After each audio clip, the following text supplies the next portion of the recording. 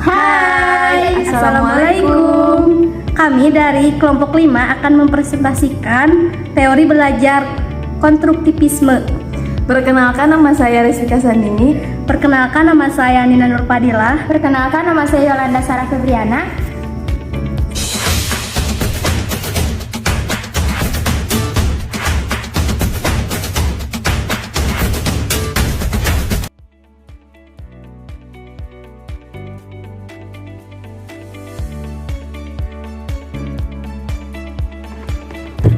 Teori belajar konstruktivisme adalah teori belajar yang mengedepankan kegiatan menciptakan serta membangun dari sesuatu yang telah dipelajari. Ada beberapa ahli yang mendefinisikan teori belajar konstruktivisme. Yang pertama, Abimanyu. Menurut Abimanyu, teori konstruktivisme adalah pendekatan belajar yang menilai bahwa jika seseorang bisa membangun pengetahuan sendiri berdasarkan pengalaman orang lain.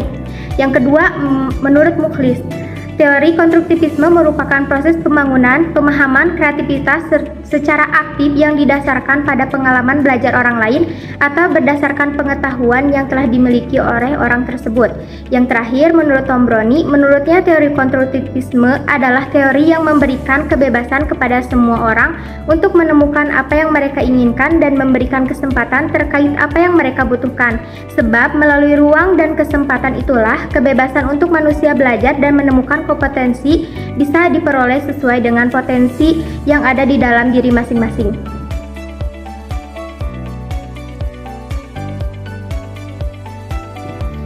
Tujuan teori konstruktivisme ada 5. Yang pertama, merangsang berpikir inovatif.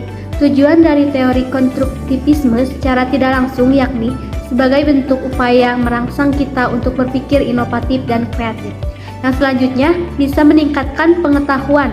Saat berbicara mengenai ilmu pengetahuan, tidak selalu kita harus mendapatkannya di bangku formal, namun kita juga bisa mendapatkannya di bangku non-formal. Bahkan ketika kita bermain, piknik, ataupun sedang berkebun di halaman rumah sekalipun, kita juga dapat menemukan ilmu pengetahuan baru. Yang ketiga, menemukan berbagai hal baru. Teori konstruktivisme ini bertujuan untuk membantu kita dalam menemukan berbagai hal baru. Yang keempat, membentuk keahlian sesuai dengan kemampuan, sadar atau tidak. Teori konstruktivisme akan mengarahkan kita untuk bisa menemukan keahlian sesuai dengan kemampuan yang kita punya. Dan yang terakhir, mendorong untuk berpikir mandiri. Adapun tujuan dari teori konstruktivisme berikutnya yaitu mendorong kita untuk berpikir lebih mandiri.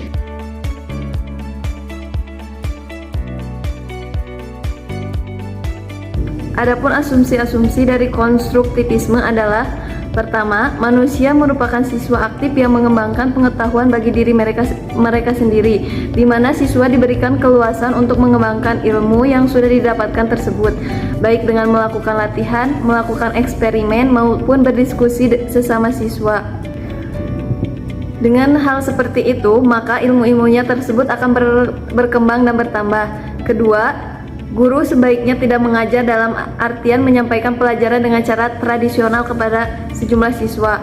Guru seharusnya membangun situasi sedemikian rupa sehingga siswa dapat terlibat secara aktif dengan materi pelajaran melalui pengolahan materi-materi dan interaksi sosial. Maksudnya, seorang pendidik atau guru dituntut untuk lebih aktif dan menarik dalam menjelaskan. Selain itu juga guru harus menggunakan media dalam proses pembelajaran. Jangan hanya menggunakan metode-metode yang sudah lama atau zaman dulu seperti ceramah, mencatat sampai habis. Akan tetapi guru harus mengajar dengan cara bagaimana supaya siswa harus dibuat aktif dan masuk dalam pembelajaran tersebut.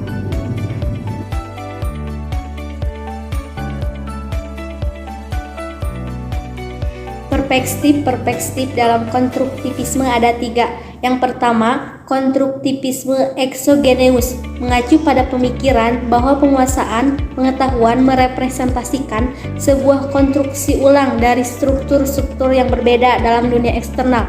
Yang kedua, konstruktivisme endogenus, menekankan pada koordinasi tindakan-tindakan yang sebelumnya, bukan secara langsung dari informasi lingkungan. Karena itu, pengetahuan bukanlah cerminan dari dunia luar yang diperoleh melalui pengalaman-pengalaman, pengajaran, atau interaksi sosial.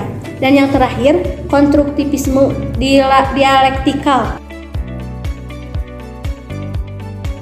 dialektikal, berpendapat bahwa pengetahuan tidak hanya dapat diperoleh melalui sekolah, akan tetapi bisa juga didapatkan melalui saling berinteraksi sesama teman, guru, tetangga, dan bahkan lingkungan sekitar kita.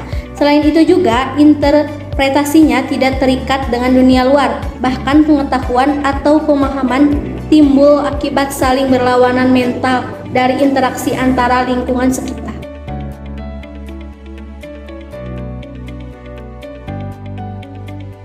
Ciri-ciri belajar konstruktivisme yaitu 1.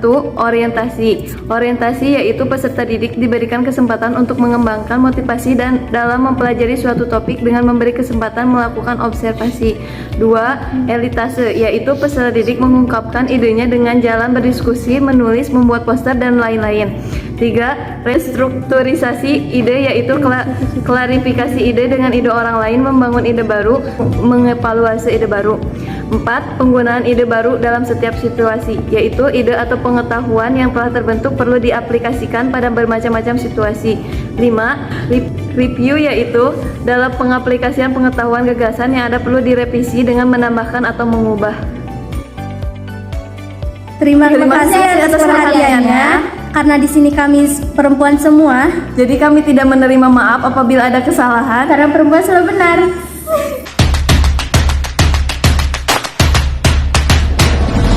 지금부터 시작